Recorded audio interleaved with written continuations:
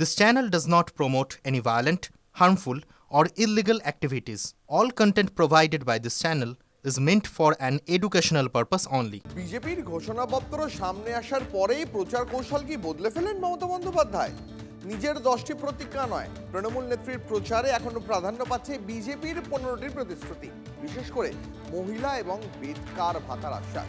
UEM Jaipur is a perfect target for prospective students aspiring for good jobs, good education with future-ready skills. মুখ্যমন্ত্রীর অভিযোগ, ভোটের আগে BJP টাকা দেবে কিন্তু ভোটের পরে ফেরত নিয়ে নেবে। বিহারে নাকি তেমনটাই হয়েছে এবং তার ভিডিও নাকি রয়েছে মমতা বন্দ্যোপাধ্যায়ের কাছে।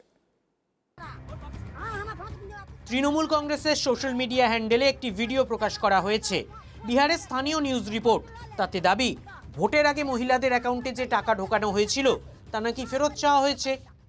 मोदी के घर वोट लेवे के तो वोट ले घूस द के आ अखनी कहां से लोग गरीब लोग देते पैसा कहां से? 10,000 हमरा रुपया दो दिलक, हम मांगे नहीं गेलिए मोदी से, हमरा 10,000 रुपया दो दिला। अब हम उनका कहाँ से देवे? माल जाल खरीद लेली, खर्चा कर ली बाल बच्चा में, अब उनका हम कहाँ से रुपया देवे? जे 10,000 रुपया दिया है तो वोट दिया है, तो पैसा कौन बात की? हाँ, अब पैसा वापस लेगा तो क्या कहिएगा? नहीं देवा। রবিবাসরীয় ভোট প্রচারে এই অভিযোগকেই অস্ত্র করলেন মমতা বন্দ্যোপাধ্যায়।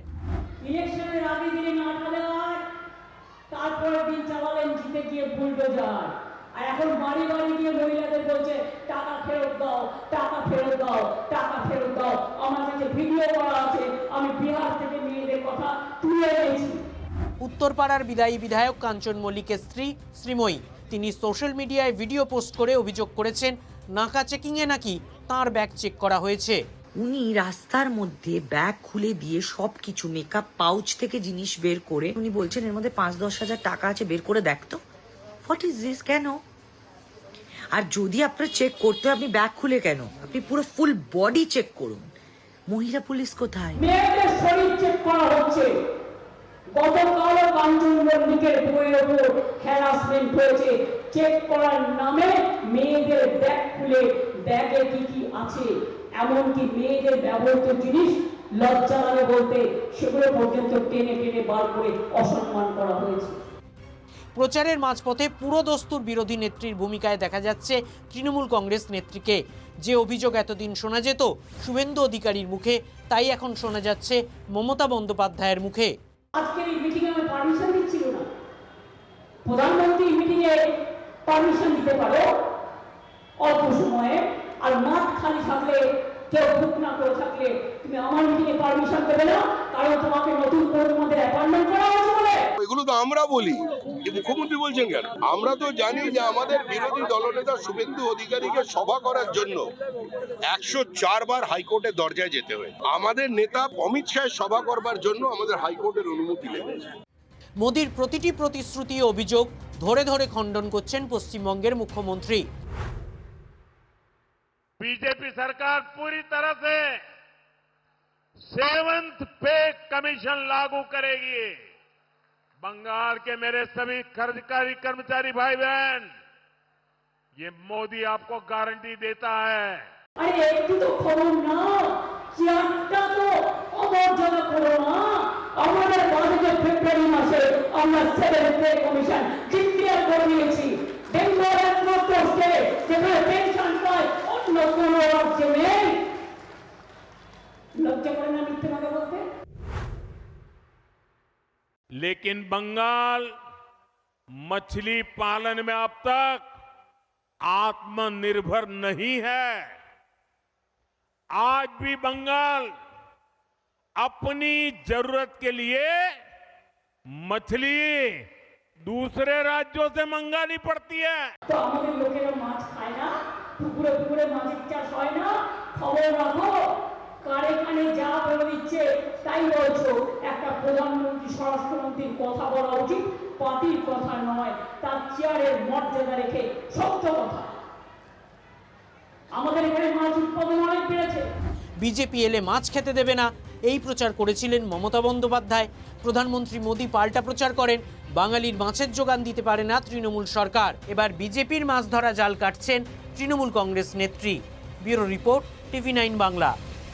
এবার ওয়েদার আপডেট। দাপুটে গরম নিয়েই বাংলায় আসছে গ্রীষ্ম। তাপমাত্রা বাড়ছে, বৈশাখের শুরুতে পারদ আরও চড়বে। আপডেট জেনে নেব, আমাদের প্রতিনিধি কমলেশ রয়েছেন আমাদের সঙ্গে। কমলেশ, তাপমাত্রা কত ডিগ্রির ঘর ছুঁতে পারে বলে এখনো পর্যন্ত জানা যাচ্ছে? দেখো, কলকাতার তাপমাত্রা দক্ষিণবঙ্গের তাপমাত্রা সব জায়গাতেই গত কয়েকদিনে অনেকটাই বেড়েছে এবং এই গতকাল কলকাতার সর্বোচ্চ তাপমাত্রা ছিল 35 ডিগ্রি সেলসিয়াস। এটা মোটামুটি 14-15 তারিখ নাগাদ 36-37 ডিগ্রিতে পৌঁছে দিতে পারে। এবং পশ্চিমাঞ্চলে যে তাপমাত্রাটা এখন কোথাও 36, কোথাও 37 রয়েছে, সেটা যেমন পুরুলিয়া, বাঁকুড়া, মেদিনীপুর, আসানসোল, এই সমস্ত জায়গায় সর্বোচ্চ তাপমাত্রাটা 39 ডিগ্রি তো পেরোতেই কোথাও কোথাও 40 ডিগ্রি ছুঁয়ে ফেলতে পারে। অর্থাৎ বৈশাখের প্রথম সপ্তাহে গরমের চিরবিরানি অনেকটাই বেড়ে যাবে। তবে এখনো পর্যন্ত মানে তাপপ্রবাহের আশঙ্কা নেই, বৃষ্টির সম্ভাবনা খুব কম। বেশ, ধন্যবাদ কমলেশ।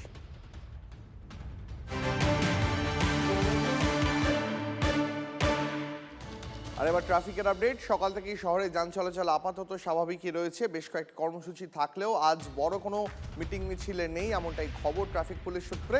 আর একটু ডিটেলস জেনে নিই, আমাদের প্রতিনিধি সুশোভন রয়েছেন আমাদের সঙ্গে। সুশোভন, দেখো, সকাল থেকেই যানজট একেবারে মুক্ত, কোনো জায়গায় কোনো রকম যানজট নেই। এবং যেহেতু আজকে সেরকম করে রাজনৈতিক কর্মসূচি বা মিটিং মিছিল নেই, তাই আশা করা যায় সকাল থেকে মতো একেবারে বিকাল পর্যন্ত গাড়ি শহর কলকাতায় সচল থাকবে। সব মিলে কিন্তু মোটের ওপর এখনো পর্যন্ত যান চলাচল স্বাভাবিক এবং একেবারে কোনো রকম দুর্ঘটনারও খবর নেই। বেশ, ধন্যবাদ। বেলডাঙ্গায় ফের ট্রেনে হামলা দুষ্কৃতীদের। ধনধান্য এক্সপ্রেস লক্ষ্য করে পাথর ছোঁড়া হলো। বেলডাঙ্গা স্টেশনে ঢোকার মুখে হামলা চলল। ধনধান্য এক্সপ্রেসের সেকেন্ড ক্লাসের কামরায় পাথর বৃষ্টি। কলকাতা থেকে বহরমপুর যাচ্ছিল ট্রেনটি, সেই সময় পাথর বৃষ্টি হয়েছে। ঘটনার তদন্ত শুরু করেছে বেলডাঙ্গা থানার পুলিশ। ছবিটা দেখুন একবার। বেলডাঙ্গায় ফের ট্রেনে হামলা দুষ্কৃতীদের। ধনধান্য এক্সপ্রেস লক্ষ্য করে পাথর ছোঁড়া হয়েছে।